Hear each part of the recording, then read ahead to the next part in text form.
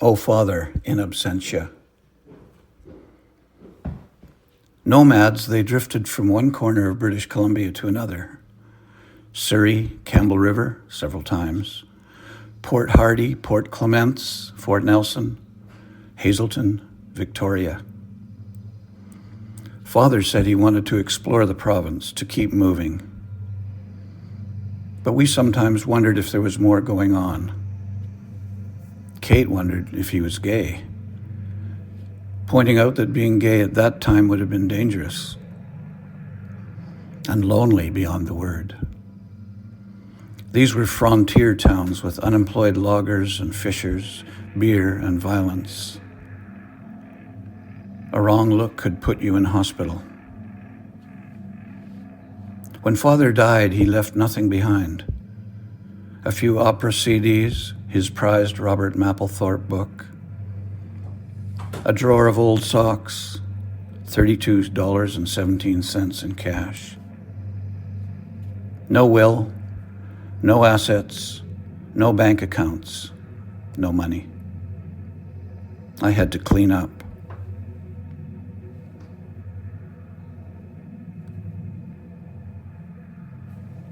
A few things about tones. 13-year-old Eleanor Ann pointed the Luger at the beet-red face of her drunken father. She could smell the stink of her quarry, breath fetid with garlic, beer, and Polish sausage. His face, a great angry slab, dripping with sweat. "I will kill you," she said quietly, bracing the Luger with her left hand, "if you ever hit Mother again." As a youngster, Tones had been a blonde angel, pretty, smiling. But by grade 3, they said he was slow. Somebody at the school wondered if he had fetal alcohol syndrome. After a lifetime of cigarettes, Tones was diagnosed with COPD. And during his last 5 years, he was tethered to an oxygen tank, its mechanics only partially masking the horrid sound of the Niagaras of phlegm that rattled and riddled his lungs, turning them to a fibrous pulp. The family had grown up in a stucco box in Upper Dunbar. The oldest Fisher sometimes walked Tones and Sister Beatrice up to the library to escape, to get out of the fray. Beatrice must have been 6 and Tones 4. And they sat at the tiny round table littered with children's books, while Fisher sat in a wing-back chair, leafing through magazines, sports, and music. Beatrice devoured her books, while Tones sat quietly and looked around the room. "This library is a mother to me," Beatrice said. 4 a.m, Seymour and Drake, coffee from 7-Eleven.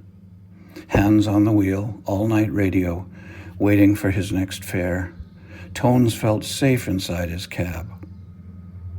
A place of refuge in a world he could barely understand. Sitting in a car.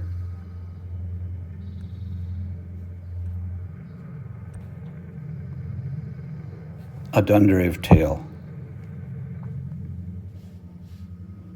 The Dunderave deplorables, she called them. Ferrets for each other's failures. Savage and bitter, bored and disappointed, they snarled with rage, lacerating governments, taxes, doctors, the poor, the homeless, gays, the indigenous. Ever aggrieved, cheated, and betrayed, they had slaved and saved for nothing.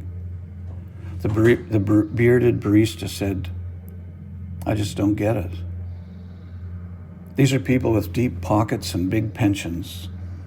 They could do good things, but they just get mean and then meaner."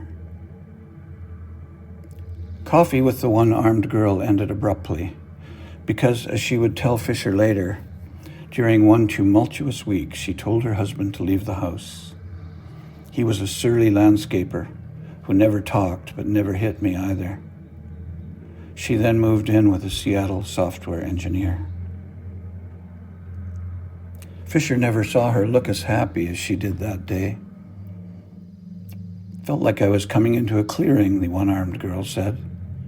And in the clearing, an opening to the sky, a brightening.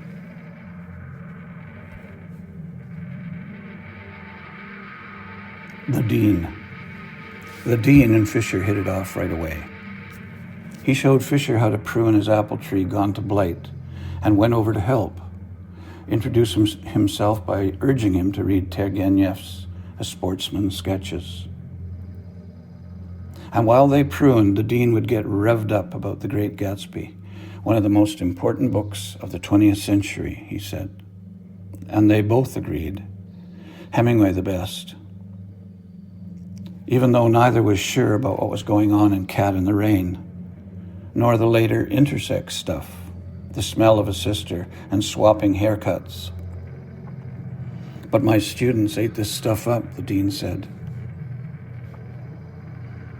They were neighbors who became friends, driving to Horseshoe Bay every Thursday, 4 to 6, sitting up top on the patio of the pub with its view straight up the fetch of Howe Sound.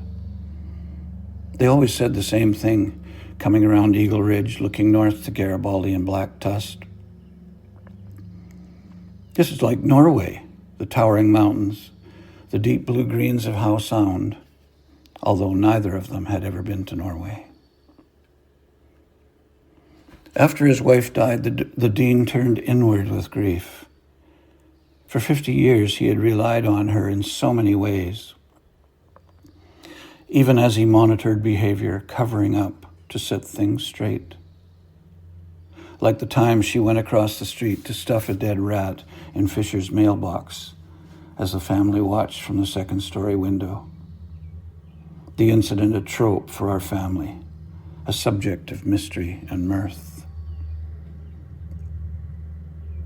After a summer on the boat, Fisher and his family headed back to Homeport in a spooky crossing. Setting a course east from Poirier Pass, they couldn't see a thing. Dense smoke from forest fires in Washington state blotted the sky and made the sea a glaze of maple syrup.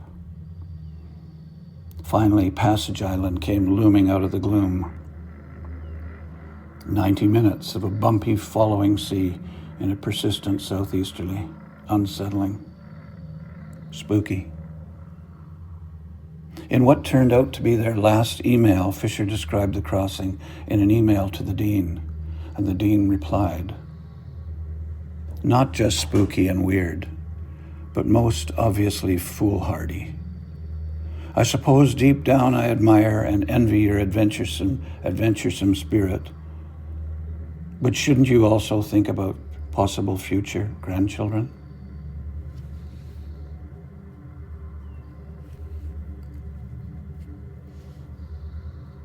Leisure Pioneer.